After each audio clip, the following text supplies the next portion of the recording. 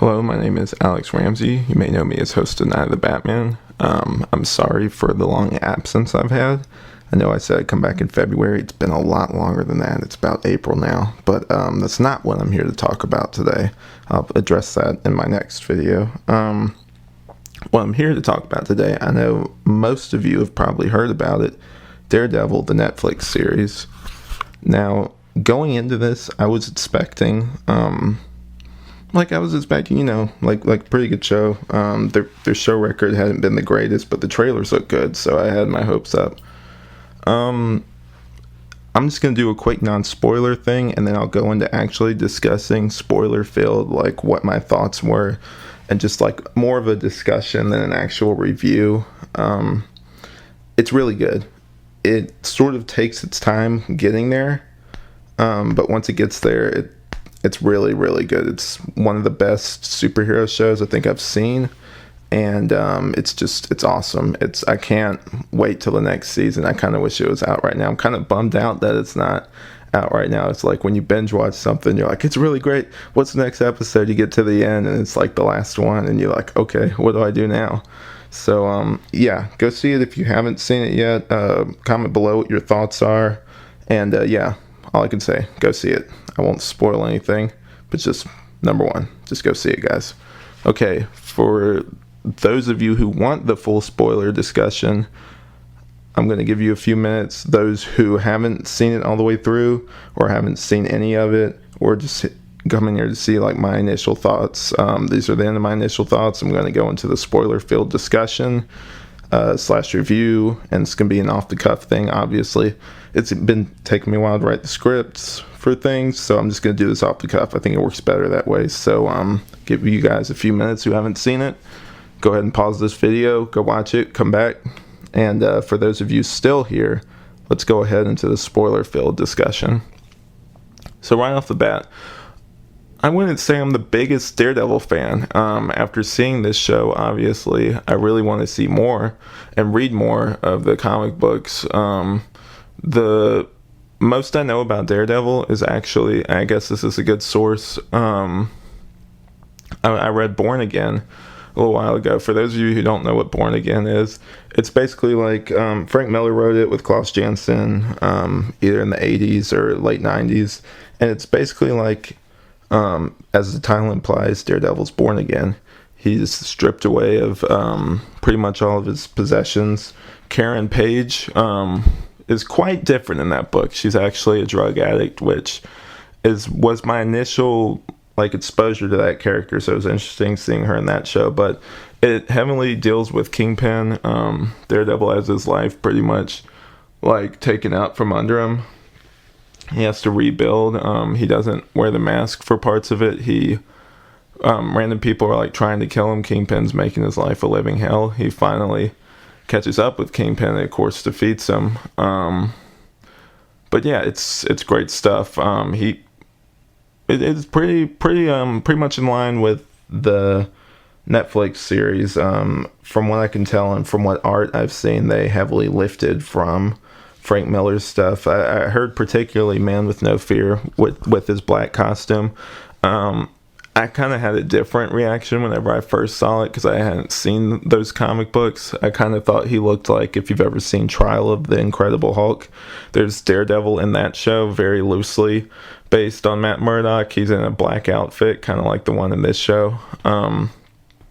So had a little different of an impression. But yeah, this show takes a while to get started. We meet all the characters. Karen Page is actually the first case with Foggy Nelson and Matt Murdock, which I thought was really cool. And yeah, like this basically made me a bigger fan of Daredevil. The characters are great. They're layered. They're not just one-dimensional. Like, there's nobody that's just like a good guy or a bad guy, even down to Kingpin. Kingpin's one of the most interesting characters in this show. I actually wouldn't mind seeing him have his own show. In fact, like, he's that layered and that deep of a character that you could do something like that. I actually had a different experience than most people did, because I'd recently seen The Judge before I started watching this, and the guy that I'm blanking on his name, but Robert Downey Jr.'s older brother in there is Kingpin in this show. And in that movie, he had like a full-grown like just beard and like hair and everything, and it was kind of off-putting at first just to see him with like no facial hair and no hair at all. But he pulls it off. He's great. The only other thing that really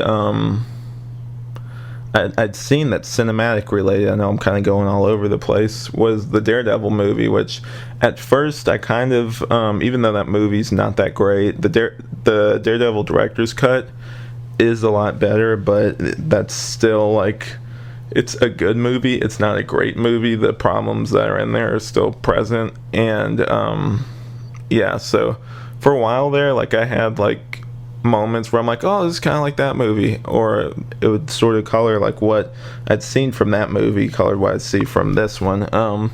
Obviously the Daredevil in this show is much better. No offense to Ben Affleck.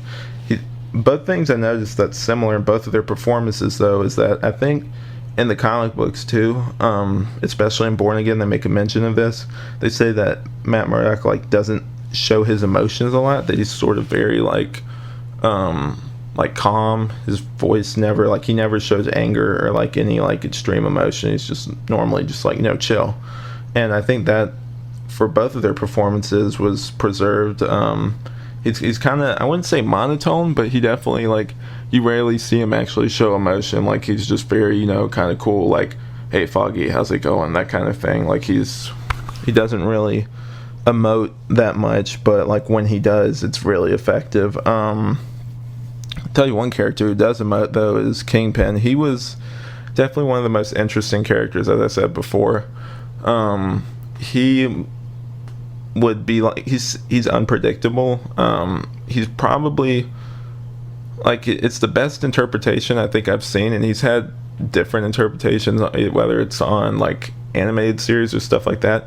It's definitely the closest to what I think the spirit of that character is, and I think they did a really good job through the first few episodes of just not revealing him and sort of like keeping that kind of reveal, saving it for later. Wesley, his sidekick, kind of, or I guess his right hand man, villains don't have sidekicks, would kind of be handling all his business. I liked some of the gang members they had. This was very much like, people have been saying this is very street level, and it is. It's really like a street level show. Like, you never see this kind of thing in the Avengers or anything with like this gang stuff, and that's actually an interesting point, because they mentioned that part of the reason why Hell's Kitchen is the way it is because of the events of the Avengers, with the exploding parts of New York with the aliens and everything, which I thought was a nice touch. But I've heard this complaint leveled at it before, and I definitely agree with it.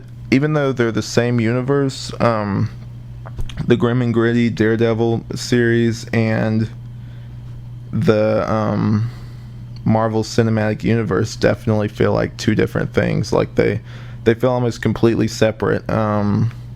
Which, I mean, isn't a bad thing. I really like Daredevil just for like the contained sort of universe it is. Like it's doing its own thing. It's not like Agent Carter or Agents of S.H.I.E.L.D. where they have to tie into the movies and have to make mention of these. It's telling its own story. It doesn't have those restraints that the other network shows probably would, which I'm glad about. I'm glad Netflix released this, because they don't have any sort of like, I guess, network restraints, or like Marvel isn't trying to be like, no, you have to be like this, or no, you have to do this. They're letting them do their own thing, and I think that really works to its benefit.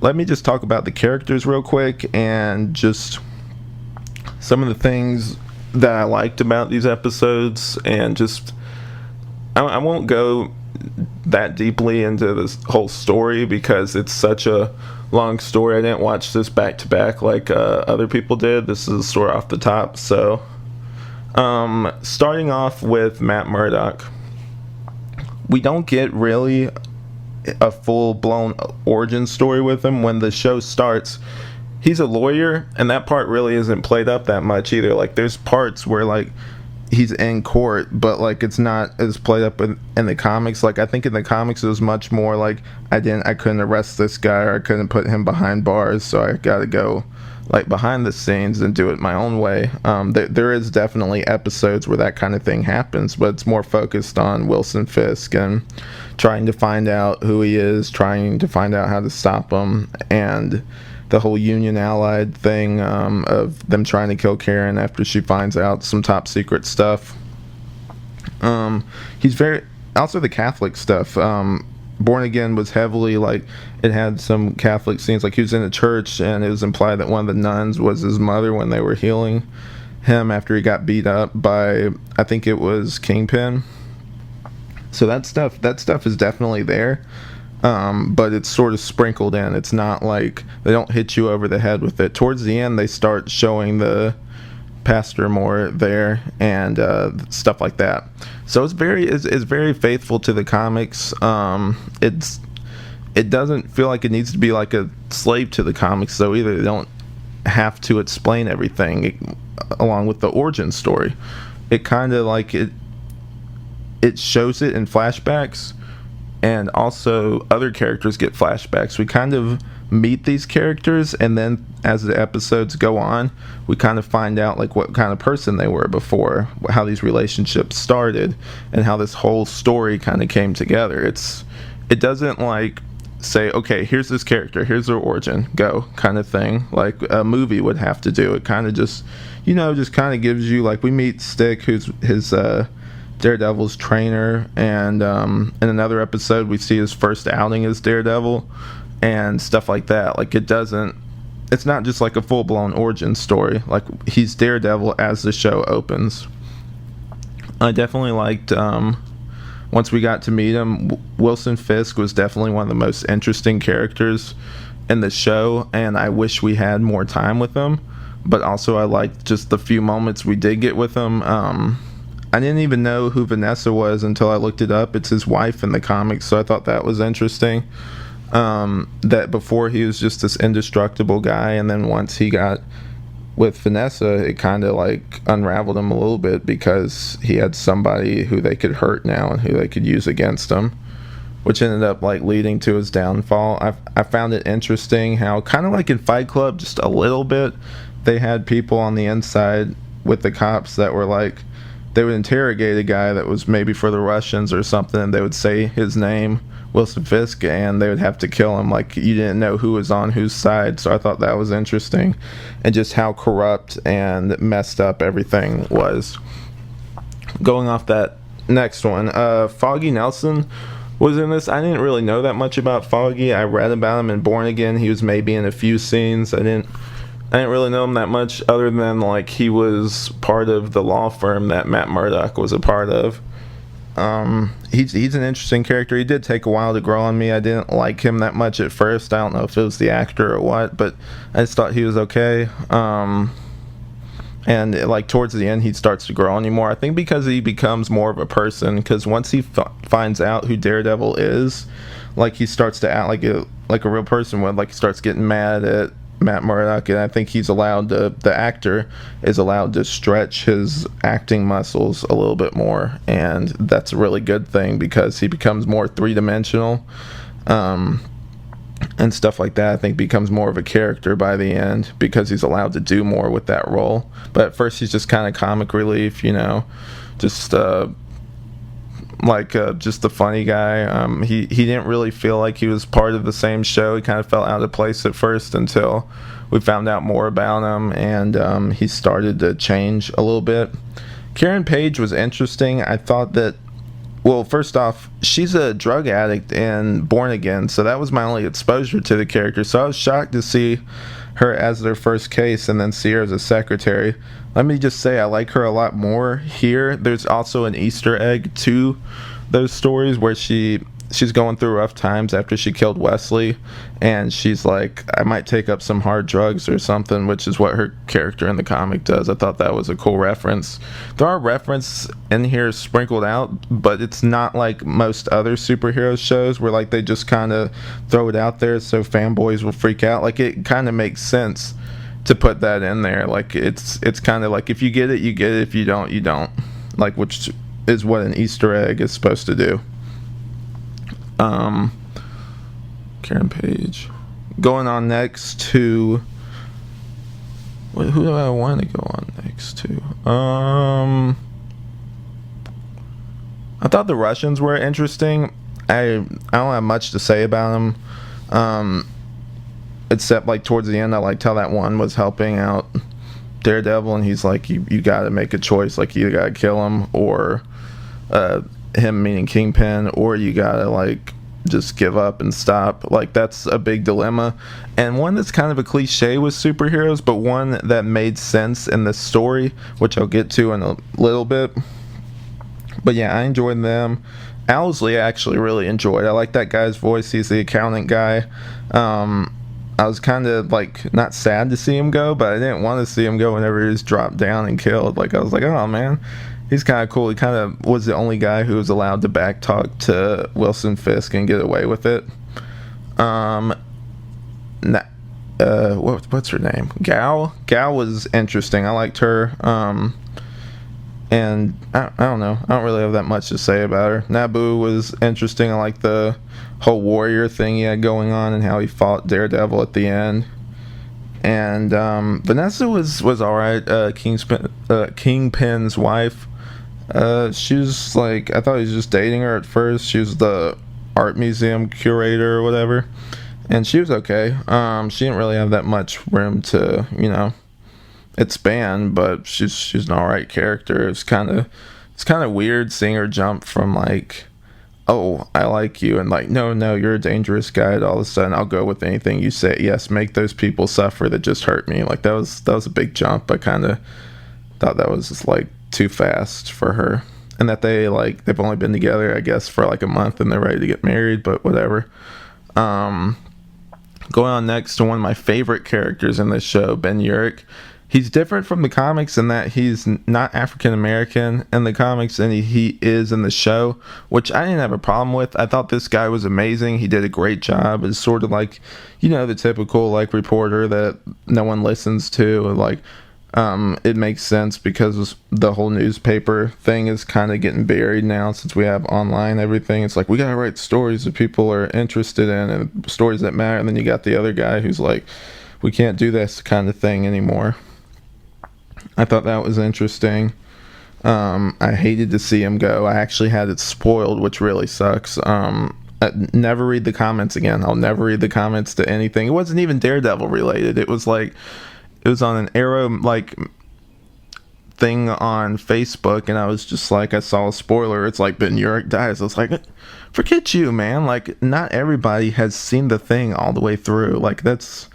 Never read the comments again, though. I mean, I should have known better, but next time, just avoid it completely.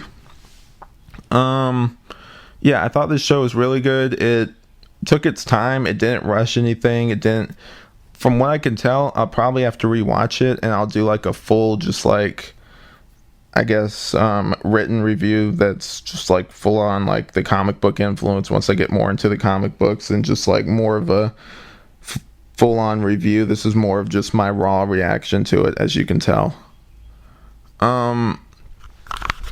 They had going on to Easter eggs, they had a brief mention of Elektra. They said in a flashback to when Matt Murdock was in college, like, oh, you're with that Greek girl or whatever. It's like, hey, it didn't work out. I thought that was kind of cool. Speaking of girls that Matt's been with, Claire was also interesting. I like Rosario Dawson from Clerks 2. That's my first movie I think I've seen her in, and I really liked her in here in the few episodes she was in. I thought she did a really good job. Going on next to just some of this other stuff I liked. I really like the costume. Not the black one. The black one's okay. I like the costume at the end with the whole armor thing. I think that's one of the best costume adaptations I've seen from like the page to film. Like, it looks amazing. It looks great. It doesn't look cheesy. It doesn't look, like, no offense to the movie, but that one looked kind of lame. This one looks great. Like, it looks like actual armor, which is great. Like, most times in movies, like even with Batman Begins or Dark Knight, like, you'll say it's like, oh, it's body armor. That's my Morgan Freeman. but they'll say it's body armor and it looks like rubber, like he's just wearing a rubber suit. This one actually looked like he was wearing real, like, bulletproof armor and everything. The final fight between him and Kingpin was great. Wilson Fisk was definitely unpredictable. I like seeing the flashback to his childhood of him killing his dad, and then the really messed up scene. It made me cringe of, like, the mom cutting him up, and then the reveal that, like, she's still alive. All that stuff was really handled really well. This whole series in general, it feels very cinematic. It's probably the best superhero related thing we got, which is really hard for me to say since I've seen Arrow and The Flash, and those are good in their own right, but this one is just solid. Like, I don't really see any noticeable, like, story flaws. This one was pretty solid. Like, in Arrow, you'll occasionally get some stuff where you scratch your head and be like, wait, why did they do that, kind of thing, but this one made sense. But yeah, I really liked it, and I know I'm probably forgetting something, but yeah, the costume looked great, everything looked great. All the characters were good, even the ones I didn't initially like that much. They sort of grew on me. I can't wait to see what they do with season 2. They literally have, like, just this whole, like, just gold mine of stuff to mine from Daredevil. Like, they could do Bullseye at one point. They already set up Elektra. They could do Elektra. They set up the hand in one of the episodes. They could do stuff with the hand and stuff like that. And Styx coming back, like they said, some coming war. So that's probably what the focus of season 2 is going to be. I can't wait to see what they do with Iron Fist and all those other shows. It'd be really cool if Daredevil would cameo in those. But yeah, this show is really well written. It's really well shot. It looks great. I don't know what the budget was for it, but it looks amazing. Cannot stop complimenting this show enough. Trying to think if there's anything else that I may have forgotten to say. But yeah, it's a great show, great stuff. Very violent. Like, I know it's TV mature, but I kind of like that. It kind of went hand in hand with the gritty sort of street level stuff. Like, you'd never see this level of violence in, say, like Avengers or Iron Man. Like, this, it made it feel more real. If this was on TV, they'd have to cut back. Like, they couldn't go full out like they could with this show. Like, this is some of the grittiest stuff I think I've seen. It's very unpredictable. Sometimes it is. Sometimes you knew where the story was going, and then especially with Wilson Fisk, he was so just like you didn't know where his character was going, and like you didn't know if he was about to kill somebody or if he was about to do what. But every time you saw him, like, he intimidated you, kind of thing, which was great. I think that worked really well. I can't wait to see what else they do with this. Really solid season, really great stuff. I honestly haven't seen anything like this. I wish there were more episodes because it was so good. It was only 13 episodes. I wish it was 25, but hey, for what we got, like, this is like a tight story, very intimate characters. It's a very simple story, but it's got like its own little twist and stuff, and you can watch it and see the characters do things and like know where they're going. Like, it's not like out of left field something weird happens. Oh yeah, I remember what I was about to say though. Last thing, or close to the last thing. I have a lot of stuff to say, but before I address what I'm about to say really quick, I liked the World on Fire thing, how they, instead of doing the I guess Echo Vision or whatever it was, it looked like Detective Vision from Batman Arkham City, like in the old Daredevil movie. They did World on Fire kind of thing, which is just like put a red filter, you kind of saw skulls of people, and that's how Daredevil sees stuff, which kind of makes sense. You'd get little moments where he'd hear things, and like without showing it, like I recently watched a clip from the old movie without showing like in his ear. It's like, oh, it's in his ear, that's what's going on. Like, they didn't hand feed you. It's like, oh, he's hearing these things. Like, people are smarter than that. Like, it's very subtle. But yeah, going on to a cliche that I mentioned a little bit earlier that actually really works here. A lot of superheroes have this dilemma. It's like, what, should I kill this guy or should I not kill this guy? And most of the time it seems forced, like they can solve the situation without having to resort to killing somebody. But in this show, it really made sense because Kingpin is so powerful. He's got so many cops in his pocket. he's basically owns Hell's Kitchen in New York City. So like it would make sense for Matt to struggle with, and he actually has a conversation with his pastor about like, should I kill this guy or should I not, kind of thing. And it's a real dilemma because like if you don't kill him or if you just beat him up, like that's not going to solve anything. It's just going to make your life more difficult. And I like how they kind of framed him at the beginning, and also the resolution's great where he finally has evidence on him. Like the only two ways out of this was either you find solid evidence, which for a while didn't look like it was going to happen, or you'd have to kill him. It really worked here. That cliche doesn't work all the time in other superhero things, but it really works here because he's so powerful. If he wasn't killed, he'd just come back and take somebody out. But this one really worked because they got solid evidence on him from the police officer, and they were able to put him away. I'm secretly hoping that he gets back out. I know he'll get back out. He's Kingpin. But he's just such, like, if this is their villain for this season, I can't wait to see what they do next season. He was so good. You know he's going to come back. But, because in the comics, he's a constant, like Kingpin's a constant adversary for Daredevil, because originally Frank Miller was like, I'll just take the guy that nobody wants. Like, oh, you want the fat man from Spider-Man? Go ahead and take him. And, like, he made him something more, and in this show they made him something more. So I hope they bring him back, or if not, they bring on a villain that's much more interesting, because they're taking stuff from the comics, and they make it like it's the guy, like Kingpin's the guy from the comics, but they add layers, and it makes it more interesting. I think that with the performance helps elevate it to something more. That with everybody else's performance, everybody else, like, it immediately makes you just want to, like, run into a comic book store and pick up something. It's just that good. It's so great. It makes you just an instant Daredevil fan. So that's it with me gushing. I really enjoyed it. Anything else I forgot to mention, I'll probably do in a full, like, just official review. I really like this. It's really great. I don't have really any complaints.